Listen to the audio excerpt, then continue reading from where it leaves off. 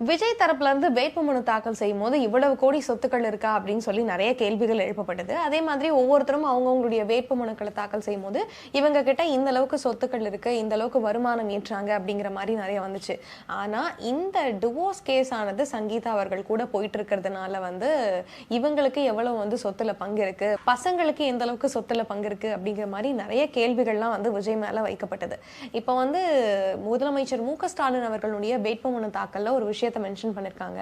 அந்த விஷயம் இப்போ பூதாகரமாக இருக்கு அப்படின்னு சொல்லலாம். இந்த சட்டமன்ற தேர்தல்ல வேட்புமனு தாக்கல்ல நம்ம கிட்ட எவ்வளவு இருக்கு அப்படிங்கறத நம்ம மென்ஷன் பண்ணி கொடுக்கணும். அதுல முதலமைச்சர் அவர்கள் கிட்ட காரே இல்ல அப்படின்னு சொல்லிட்டு வேட்புமனுல தாக்கல் செஞ்சிருக்காங்களாம். இந்த காரே இல்லாததுனால பாவம் நம்ம எல்லாம் சேர்ந்து காசு போட்டு அவருக்கு ஒரு கார் வாங்கி கொடுப்போம், கார் இல்லாம எப்படி பயணம் பண்ணுவாரு அப்படிங்கிற மாதிரி நிறைய பேர் சமூக வலைதளத்துல கிண்டல் பண்ணிட்டு இருக்காங்க. இன்னொரு பக்கம் அவர்கிட்ட இருக்கக்கூடிய கார் அப்படின்னு பார்க்கும்போது லேண்ட் ரோவர் டிஃபெண்டர் 110 SUVSல வச்சிருக்காரு. ஸோ இந்த காரினுடைய மதிப்பானது 2 கோடி ரூபாய் வரைக்கும் வரும் அப்படின்னு சொல்லப்பட்டிருக்கு.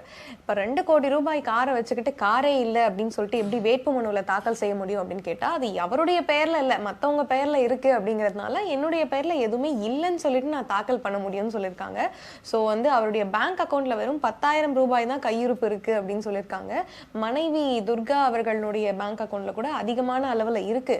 ஆனா எங்க கிட்ட இருக்கிறது அப்படின்னு பார்க்கும்போது 10,000 ரூபாய் தான் அவருடைய பேங்க் அக்கௌண்ட்லயே இருக்குன்னு சொல்லப்பட்டிருக்கு. ஸோ இந்த விஷயம் கேட்கும் பொழுது நிஜமாவே முதலமைச்சர் ரொம்ப கஷ்டத்துல தான் இருக்காங்களா, மக்களுக்காக உதவிட்டு தான் இருக்காங்களா, ஸோ விஜய் அவர்களை மட்டும் தான் தாக்கி இதுல பேசிட்டு இருக்காங்களா, இவர் சைடு ஏன் திரும்பவே இல்லை அப்படிங்கிற மாதிரி நிறைய கேள்விகள் எழுப்பப்பட்டிருக்கு.